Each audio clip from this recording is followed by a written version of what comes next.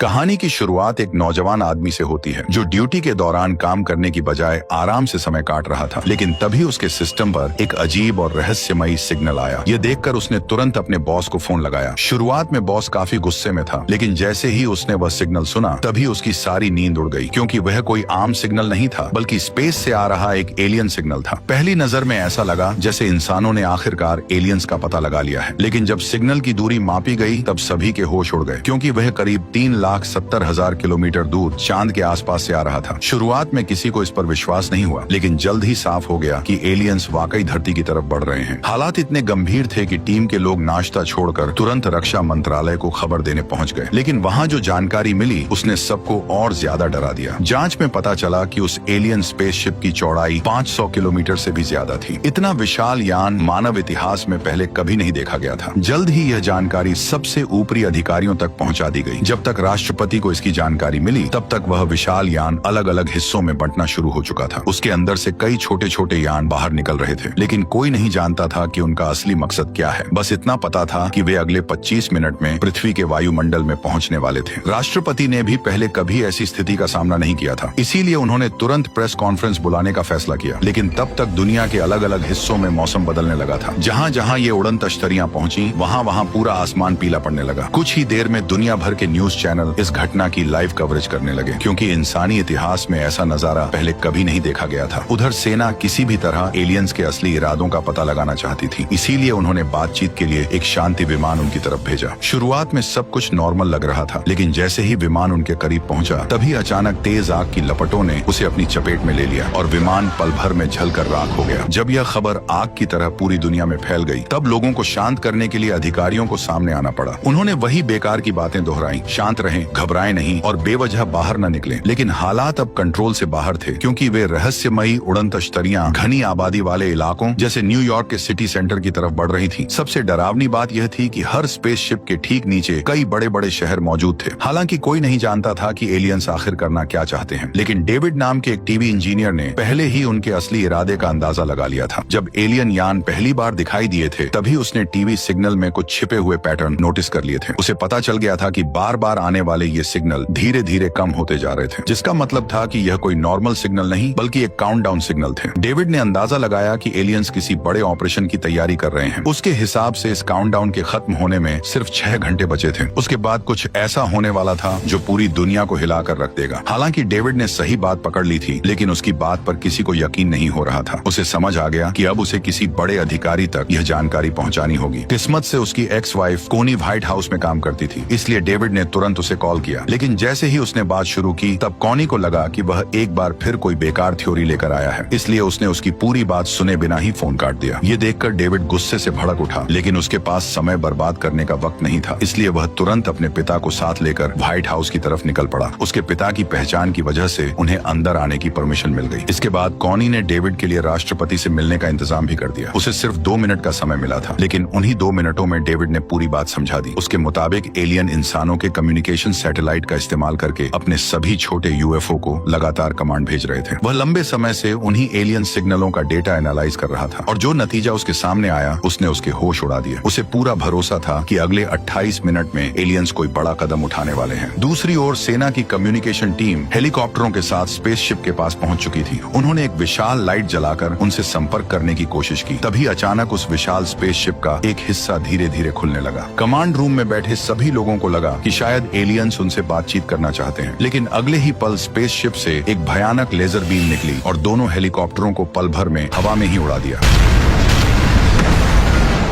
अब सभी को समझ आ चुका था कि एलियंस के इरादे बिल्कुल भी अच्छे नहीं हैं। डेविड की बात सच साबित होते ही पूरे व्हाइट हाउस में हड़कंप मच गया। कुछ ही मिनटों में इमरजेंसी प्रोटोकॉल लागू कर दिए गए और हर कोई वहां से निकलने की तैयारी में जुट गया। राष्ट्रपति और बड़े अधिकारियों के पास बच निकलने के लिए खास प्राइवेट जेट्स मौजूद थे, लेकिन दूसरी तरफ लाखों आम लोग अभी भी सड़कों पर फंसे हुए थे। वहीं जो लोग इस खतरे को गंभीरता से नहीं ले रहे थे, उन्हें अब भी यही लग रहा था कि शायद एलियंस इंसानों को नुकसान पहुंचाने नहीं आए हैं। लेकिन उन्हें जरा भी अंदाजा नहीं था कि जैसे ही काउंटडाउन खत्म होगा तभी इंसानी इतिहास का सबसे बड़ा हमला होगा। टाइम खत्म। अचानक स्पेसशिप का निचला हिस्सा धीरे धीरे खुलने लगा। नीचे खड़े लोगों को समझ नहीं आया कि आखिर होने क्या वाला है। तभी उसके अंदर से एक तेज रोशनी निकलनी शुरू हुई। अगले ही पल वो विनाशकारी बीम नीचे गिरी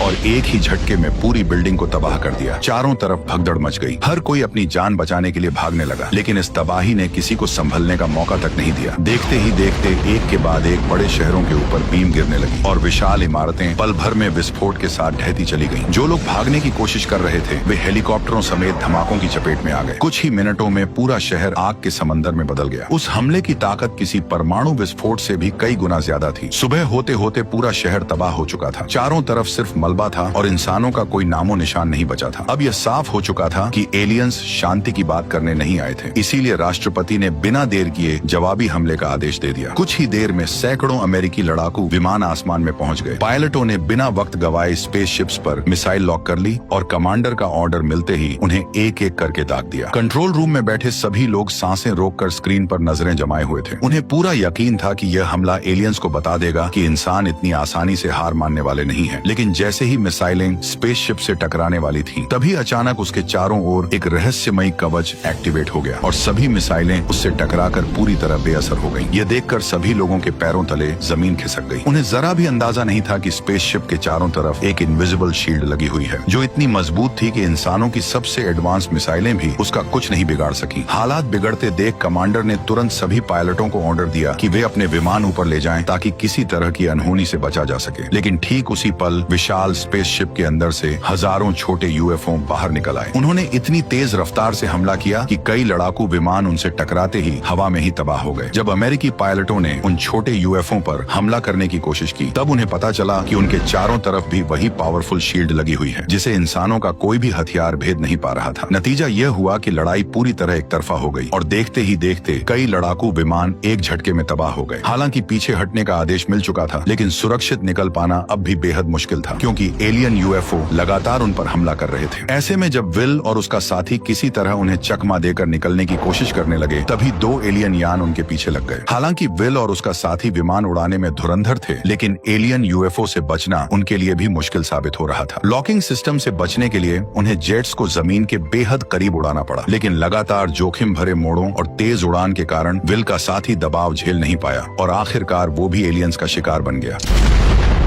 इसके बाद एलियंस के झुंड ने आसपास के सैन्य अड्डों और एयरबेस को भी निशाना बनाना शुरू कर दिया, जिसकी वजह से कई एयरपोर्ट और रनवे पूरी तरह तबाह हो गए। उधर विल किसी तरह एलियन यूएफओ से पीछा छुड़ाने में लगा हुआ था। भले ही उसके पास उन्हें मार गिराने का कोई तरीका नहीं था, लेकिन वह जानता था कि उसे जाल में कैसे फंसाया जा सकता है। तभी अचानक उसकी नजर सामने खड़ी एक विशाल चट्टान पर पड़ी और उसके दिमाग में एक खतरनाक आइडिया आ गया। जैसे ही पीछा कर रही यूएफओ उसके बिल्कुल करीब पहुंची, विल ने अचानक पैराशूट खोल दिया और विमान से बाहर कूद गया। यूएफओ में बैठा एलियन कुछ समझ पाता उससे पहले ही खाली जेट चट्टान से टकरा गया। पीछे आ रही एलियन यूएफओ भी दिशा नहीं बदल पाई और पूरी रफ्तार से चट्टान में जा घुसी। आखिरकार काफी मशक्कत के बाद विल उस एलियन यूएफओ को मार गिराने में कामयाब हो गया, जिसके बाद उसका कॉन्फिडेंस 7वें आसमान पर पहुंच गया। वह बेखौफ होकर मलबे के पास पहुंचा और अपने हाथों से खुद यूएफओ का दरवाजा खोल दिया। इस तरह वह शायद पहला इंसान बन गया जिसने जिंदा एलियन को इतनी करीब से देखा था। लेकिन अब उसका विमान उड़ने की हालत में नहीं था, इसलिए उसे पैराशूट को घसीटते हुए वापस लौटना पड़ा। खुशकिस्मती से कुछ दूरी पर उसे कई गाड़ियां दिखाई दी और आखिरकार लिफ्ट मिल गई। उधर दूसरी तरफ राष्ट्रपति भी एक रहस्यमयी जगह एरिया 51 पहुंच चुके थे। ऊपर से देखने पर यह सिर्फ एक नॉर्मल सैन्य अड्डा दिखाई देता था, लेकिन जमीन के नीचे एलियंस पर सीक्रेट रिसर्च चल रही थी। चौंकाने वाली बात यह थी कि इसकी जानकारी खुद राष्ट्रपति को भी नहीं थी। वहां पहुंचते ही उनकी मुलाकात डॉक्टर ओकेन से हुई। तब उन्हें मालूम हुआ कि अमेरिका ने करीब 15 साल पहले एक एलियन जहाज पकड़ा था। शुरुआत में वैज्ञानिक लंबे समय तक उसकी जांच करते रहे, पर उसकी एडवांस टेक्नोलॉजी को कोई समझ नहीं पाया। लेकिन हाल ही में उस जहाज का पावर सिस्टम अपने आप चालू हो गया। हालांकि वैज्ञानिक अब भी उसकी पूरी तकनीक नहीं समझ पाए थे, लेकिन कम से कम उन्हें यह पता चल गया था कि यह जहाज उड़ता कैसे है। इसके बाद डॉक्टर ओकेन उन्हें उस एलियन के पास ले गए जिसे सालों पहले पकड़ा था। हालांकि वह अब जिंदा नहीं था, लेकिन उनकी जांच के दौरान वैज्ञानिकों को एक चौंकाने वाली बात पता चली कि ये एलियंस आवाज या भाषा का इस्तेमाल नहीं करते थे, बल्कि सीधे दिमाग से दिमाग जोड़कर टेलीपैथी के जरिए बात करते थे। हालांकि सबूत के तौर पर उनके पास सिर्फ मरे हुए एलियंस के नमूने ही थे, लेकिन उसी समय विल एक जिंदा एलियन को पकड़कर बेस पर ले आया। यह खबर फैलते ही पूरे रिसर्च सेंटर में अफरा तफरी मच गई। डॉक्टर ओकेन के लिए यह किसी सपने जैसा था। उन्होंने तुरंत एलियन की जांच शुरू करवाई और उसका हेलमेट हटाने का फैसला किया। जैसे ही हेलमेट काटा जाने लगा, तभी अचानक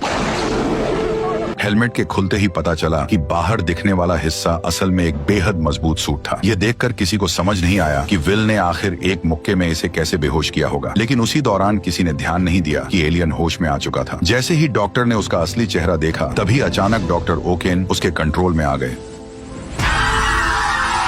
धीरे धीरे वह एलियन अपने सूट से बाहर आने लगा। उसका असली शरीर ज्यादा बड़ा नहीं था, लेकिन वह इंसानों से कहीं ज्यादा चालाक और खतरनाक था। होश में आते ही उसने पूरी लैब में अफरा तफरी मचा दी। डॉक्टर अपनी जान बचाकर भागना चाहते थे, लेकिन उनके पास बचने का कोई मौका नहीं था। कुछ ही सेकंड में पूरी लैब मौत के मैदान में बदल गई। जब राष्ट्रपति और सेना के बड़े अधिकारी वहां पहुंचे, तब तक पूरा रिसर्च सेंटर बुरी तरह तबाह हो चुका था। चारों तरफ सिर्फ घना धुआं दिखाई दे रहा था। कुछ ही देर में सभी को समझ आ गया कि डॉक्टर ओकेन अपने होश में नहीं है, बल्कि एलियन किसी तरह उनके शरीर को कंट्रोल करके इंसानों से बात कर रहा था। राष्ट्रपति को यह सही मौका लगा। उन्हें उम्मीद थी कि बातचीत के जरिए इस लड़ाई को टाला जा सकता है। इसलिए उन्होंने एलियन से पूछा कि आखिर उसे इंसानों से क्या चाहिए। तुम हमसे क्या चाहते हो?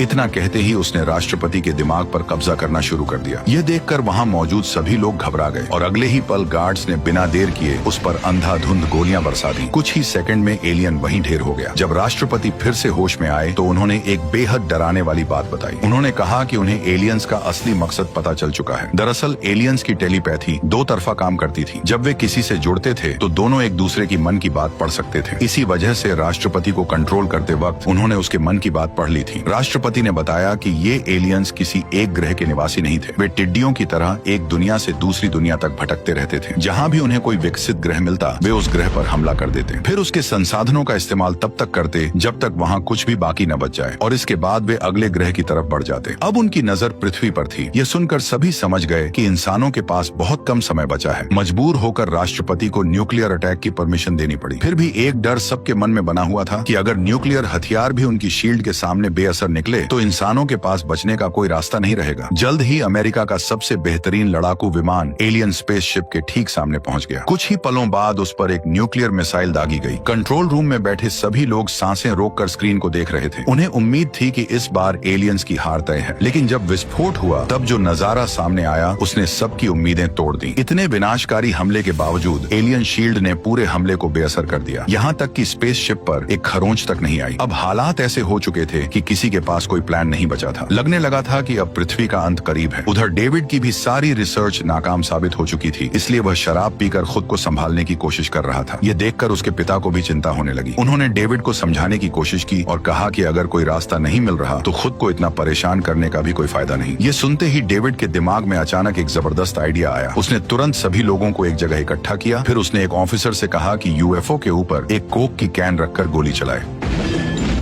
जैसा कि सभी को उम्मीद थी, गोली चलते ही यूएफओ की शील्ड ने उसे बेअसर कर दिया। ये देखकर किसी को हैरानी नहीं हुई, लेकिन अभी भी किसी को डेविड का असली प्लान समझ नहीं आया था। तभी डेविड कंप्यूटर पर कुछ टाइप किया और ऑफिसर से दोबारा गोली चलाने को कहा। इस बार गोली कैन से टकराते ही हवा में उछल पड़ी। यह देखकर वहाँ मौजूद सभी लोग हैरान रह गए। उन्हें समझ नहीं आया कि आखिर ये सब हुआ कैसे। तभी डेविड ने बताया कि भले ही एलियंस की टेक्नोलॉजी इंसानों से हजारों साल आगे हो, लेकिन उनका पूरा सिस्टम एक डिजिटल नेटवर्क की तरह काम करता है, और जैसे किसी कंप्यूटर नेटवर्क में वायरस घुसते ही पूरा सिस्टम गड़बड़ाने लगता है, वैसे ही उसने इस यूएफओ के सिस्टम में भी एक वायरस अपलोड कर दिया था। इसी वजह से उसकी शील्ड अपने आप डीएक्टिवेट हो गई। डेविड असल में यह साबित करना चाहता था कि एलियंस का सिस्टम भी हैक किया जा सकता है। इसके बाद उसने अपना असली प्लान बताया। वह इसी वायरस को एलियन मदरशिप के मेन सिस्टम में अपलोड करना चाहता है, क्योंकि एक बार वायरस वहां पहुंच गया तो नेटवर्क से जुड़े सभी यूएफओ और स्पेसशिप्स में वह अपने आप फैल जाएगा, और जैसे ही उनकी सारी डिफेंस शील्ड्स एक साथ बंद होंगी तभी इंसानों को उन पर हमला करने का मौका मिल जाएगा। लेकिन अब सबसे बड़ा सवाल यह था कि आखिर एलियन मदरशिप के अंदर घुसने का जोखिम कौन उठाएगा। तभी विल आगे आया और बोला कि वो यह मिशन करने के लिए तैयार है, लेकिन जिस एलियन स्पेसशिप का इस्तेमाल इस मिशन के लिए किया जाना था वह करीब 15 साल पहले क्रैश हुई थी, और किसी को नहीं पता था कि वह अभी भी उड़ने की हालत में है या नहीं। पता लगाने के लिए डेविड ने स्पेसशिप के क्लैंप्स हटाने को कहा। जैसे ही आखिरी क्लैंप हटा, तभी अचानक पूरा स्पेसशिप अपने आप हवा में तैरने लगा। ये देखकर साफ था कि स्पेसशिप एकदम ठीक थी। बिना देर किए राष्ट्रपति ने एक ग्लोबल काउंटर अटैक प्लान तैयार किया। उन्होंने रशिया, चाइना, इंडिया समेत कई देशों की एयरफोर्स को तुरंत अलर्ट भेज दिया ताकि सभी मिलकर एक साथ हमला कर सके। इसी बीच एक किसान भी वहां पहुंच गया। वह कोई पायलट नहीं था, लेकिन वो फिर भी इस लड़ाई शामिल होना चाहता था क्योंकि सालों पहले एलियंस ने उसको किडनैप किया था और अब वह उनसे अपना पुराना हिसाब चुकता करना चाहता था। उधर राष्ट्रपति हमले से ठीक पहले अपना सबसे जोशीला भाषण देने वाले थे और सबसे खास बात यह थी कि उसी दिन इंडिपेंडेंस डे भी था। उन्होंने दुनिया भर के लोगों को संबोधित करते हुए कहा कि आज पूरी मानवता एक ही मोर्चे पर खड़ी है। यह लड़ाई किसी एक देश, एक झंडे या एक जगह की नहीं है। इस बार खतरा पूरी पृथ्वी पर मंडरा रहा है। उन्होंने लोगों से अपील की कि वे सभी अपने पुरानी रंजिशें भूल जाएं और एकजुट होकर दुश्मन का सामना करें। उस जोशीले भाषण ने सैनिकों में नया जोश भर दिया और सभी आखिरी मुकाबले के लिए तैयार हो गए। उधर विल और डेविड पहली बार एलियन शिप के कॉकपिट में बैठे थे, लेकिन उड़ान भरने से ठीक पहले दोनों से एक छोटी सी गड़बड़ हो गई।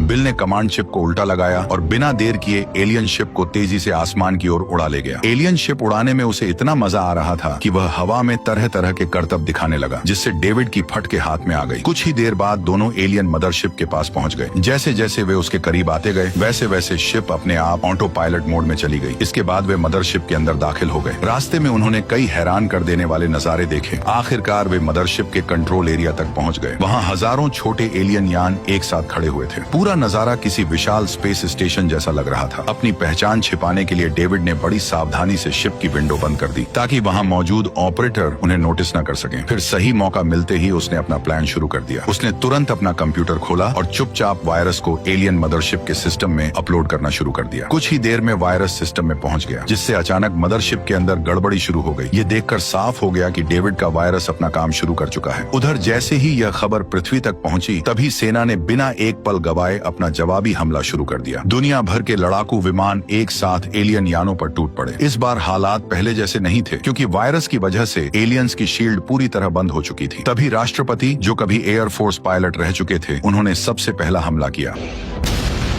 कुछ ही देर में दर्जनों लड़ाकू विमानों ने एक साथ मिसाइलों की बारिश शुरू कर दी, जिससे एलियन स्पेसशिप्स को भारी नुकसान पहुंचने लगा। हालात बिगड़ते देख हजारों यूएफओ भी लड़ाई में कूद पड़े, लेकिन इस बार मुकाबला बराबरी का था। शील्ड गायब होने की वजह से एक के बाद एक कई एलियन शिप्स हवा में ही धमाकों के साथ तबाह होने लगे। फिर भी एलियंस की संख्या बेहद ज्यादा थी। कुछ ही देर में उन्होंने अलग अलग शहरों पर अंधाधुंध हमला शुरू कर दिया, लेकिन इंसानों के पास धीरे धीरे मिसाइलें और गोला बारूद खत्म होने लगे, जबकि जायंट शिप को अब तक ज्यादा नुकसान नहीं पहुंचा था। ऐसे में हालात एक बार फिर इंसानों के खिलाफ जाते दिखाई देने लगे। तभी रसेल नाम का वही किसान आदमी आगे आया जो हमेशा दावा करता था कि सालों पहले एलियंस उसे किडनैप करके ले गए थे। उसने फैसला किया कि वो स्पेसशिप के पावर सोर्स को उड़ा देगा, लेकिन किस्मत ने यहाँ भी उसका साथ नहीं दिया, क्योंकि ठीक उसी समय उसके विमान का लॉन्च सिस्टम खराब हो गया और मिसाइल वहीं फंस के रह गई। लेकिन रसेल ने हार नहीं मानी। वह पहले ही अपने सर पर कफन बांध के आया था। उसने अपने परिवार, पृथ्वी और बदला लेने के लिए बिना हिचकिचाए विमान लेकर स्पेसशिप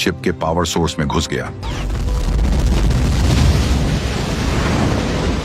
कुछ ही पलों में 500 किलोमीटर चौड़ी स्पेसशिप एक झटके में तबाह हो गई। मिशन सफल होते ही कमांड सेंटर ने तुरंत विल और डेविड को वापस लौटने का ऑर्डर दिया, लेकिन तभी एक नई मुसीबत खड़ी हो गई। उनका यान अभी भी मदरशिप के अंदर फंसा हुआ था। दोनों ने बाहर निकलने की हर मुमकिन कोशिश की, लेकिन कोई भी तरीका काम नहीं आया। इसी दौरान एक एलियन की नजर उन पर पड़ गई। उसने सिर्फ एक कमांड दी और शिप का विंडो कवर अपने आप खुल गया। खतरे को भांपते ही विल और डेविड तुरंत छिप गए, लेकिन एलियंस भी इतने बेवकूफ नहीं थे। अगले ही पल उनकी तलाश में एक सर्च टीम भेज दी गई। अब हालात देखकर लग रहा था कि दोनों का बच निकलना लगभग नामुमकिन है। इसलिए उन्होंने फैसला किया कि अगर मरना ही है तो दुश्मन को साथ लेकर मरेंगे। इसलिए उन्होंने बिना देर किए न्यूक्लियर मिसाइल दाग दी और वह सीधा एलियन कमांड सेंटर में जा घुसी। लेकिन धमाका होने से पहले ही पूरी मदरशिप बुरी तरह हिलने लगी। अचानक इस झटके से उनकी शिप का कंट्रोल बिगड़ गया और वह सिस्टम की पकड़ से निकल गई। ये देखकर दोनों की जान में जान आ गई। हालांकि राहत ज्यादा देर नहीं टिक सकी, क्योंकि न्यूक्लियर बम फटने में अब सिर्फ 30 सेकंड बचे थे। ऐसे में विल और डेविड ने तुरंत वहां से निकलने का फैसला किया। दोनों पूरी रफ्तार से मदरशिप से भागने लगे। खुशकिस्मती से एलियन यान की स्पीड बेहद जबरदस्त थी। पीछे कई एलियन फाइटर्स उनका पीछा कर रहे थे। फिर भी वे किसी तरह उनकी पकड़ से बचते हुए मदरशिप से बाहर निकल आए और तभी वो हुआ जिसका पूरी दुनिया इंतजार कर रही थी। अगले ही पल विशाल मदरशिप एक भयानक विस्फोट के साथ उड़ गई। उस धमाके के साथ एलियंस का पूरा कंट्रोल सिस्टम एक झटके में तबाह हो गया। मदरशिप के खत्म होते ही पृथ्वी पर मौजूद बाकी एलियन शिप्स भी एक एक करके क्रैश होने लगी। कुछ ही मिनटों में दुनिया दुनिया का सबसे बड़ा युद्ध खत्म हो गया और आखिरकार इंसानों ने नामुमकिन लगने वाली इस लड़ाई को जीत लिया। उधर विल और डेविड भी सुरक्षित पृथ्वी पर लौट आए और इसी के साथ इंडिपेंडेंस डे की ये शानदार कहानी यहीं खत्म हो गई। वैसे आपको ये वीडियो कैसी लगी कमेंट में जरूर बताना और अगर चैनल पर नए हो तो जल्दी से वो सब कर दो जो मैं चाहता हूँ। Okay bye.